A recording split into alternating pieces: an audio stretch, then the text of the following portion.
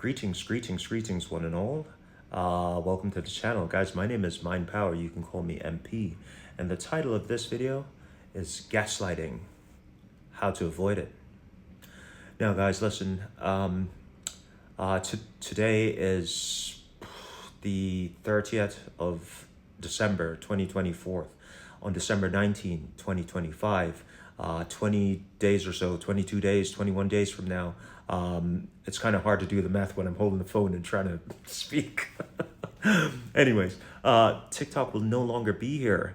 So do me a favor, stop the video, hop in your phone, open the YouTube app, click on Mr. Mind Power, and click on subscribe. All the videos are over there, and that's where I'll be going, okay? Thank you. Now, listen, guys. The reason I've made, I think, 3 other videos on gaslighting. I think this will be the last one. I think my message is clear about gaslighting, but this one is how to avoid it, right? Forever, right? Now, listen, guys, I have had several clients, and it's pretty obvious to me that this is the #1 tool of control for the malevolent, malignant narcissist and the psychopath in your lives, okay? And if you just go on and say you end the relationship with the psychopath narcissist that you were just dealing with, but you don't address this issue, it will occur again. I promise you. It will occur again, okay? So you need to be aware of this and take it seriously. Now, guys, listen. There are 4 things that you need to be aware of. Number 1 is that gaslighting is an asymmetrical, one-directional affair. The person who is orchestrating the gaslighting is the gaslighter, and it is coming from one direction. They're aware of what they're doing. The second thing is the gaslighter can make a distinction between fantasy and reality. They're aware of their faculties. They're aware of what they're doing. It's intended to hurt you, to harm you, right?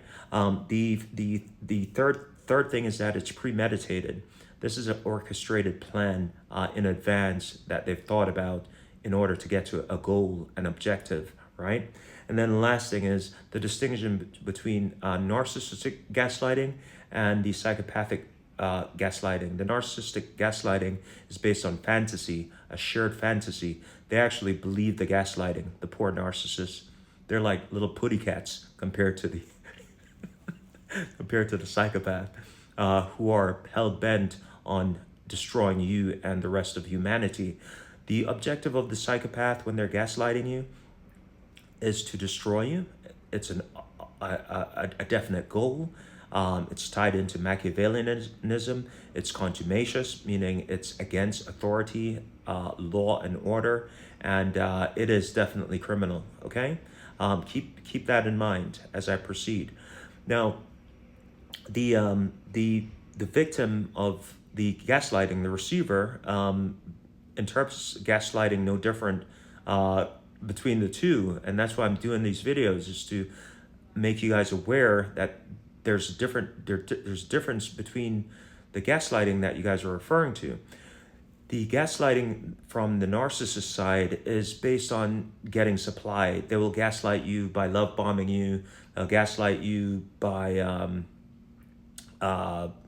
not even future faking. Future faking in the real sense is done by a psychopath, not by a narcissist, right? It's done by a malignant narcissist, and it's done by a psychopath. And the malignant narcissist is indistinguishable when they're enraged, when they're forced into action to defend themselves or to be vindictive. They're indistinct when the psychosis is at a high. When they're out of their natural element, they become psychopathic. And that's what I'm saying. The malignant narcissist and the psychopath are indistinguishable. And their intention is to get something from you by gaslighting you in the end. And normally that is an illegal activity. It's to forcefully remove you from your house. It's to separate you from your children. It is to separate you from your business. It is to separate you from your mortgage. It is to separate you from your bank account. It is to separate you from just about anything that the goal is to obtain. It is also to obtain sex. It is also to forcefully obtain sex from you. It is also intended to gain power, in certain relationships, and therefore you need to be aware of this situation. Now, the um, the the the way the malignant narcissist will gaslight you, you can always tell. They will always incorporate someone else in the gaslighting affair. And that's because they're also narcissists. They will manipulate other people to triangulate you. The psychopath doesn't need any help. The psychopath does it on their own. You understand? And that's why I say the narcissist is a pooty cat compared to the psychopath. The way the narcissist will gaslight you, the malignant narcissist will gaslight you, is by incorporating your children to buttress, support, and advance their pernicious aim of gaslighting you and separating you from your possessions, your kids, your livelihood, and anything else that they're trying to obtain. They will always triangulate you. They'll always get someone else involved with the affair.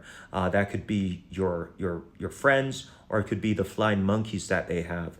Or if they've alienated your children, they'll get their children to say, "Oh, he's not thinking that well today.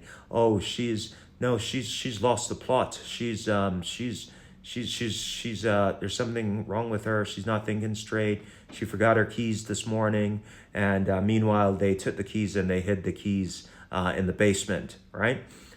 The psychopath needs no help. The psychopath will gaslight you on their own, and it's the same outcome. They'll do the same techniques. They just don't need any help doing it. They're advanced, okay?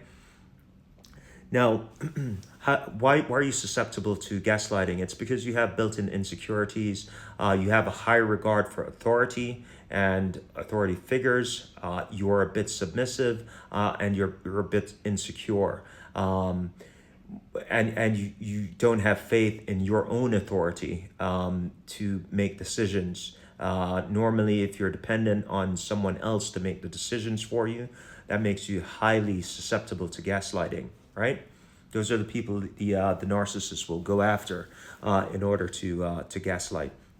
So how do you stop it? In my yeah, I'm going to give you guys some recommendations here. Is to don't rely on your own memory. Okay, start writing things down. Start journaling. Take photos of things and places inside your house. Right.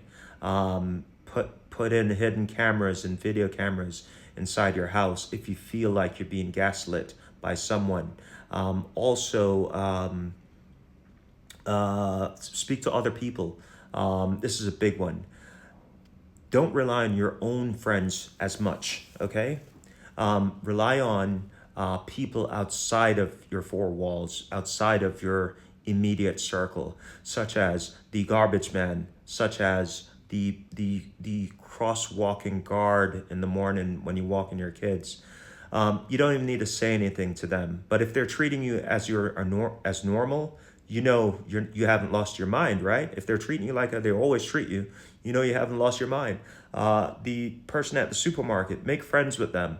The person at wherever you buy the buns in the morning at the market, make friends with them and just chit chat with them and talk to them and say, this is what's going on in my life.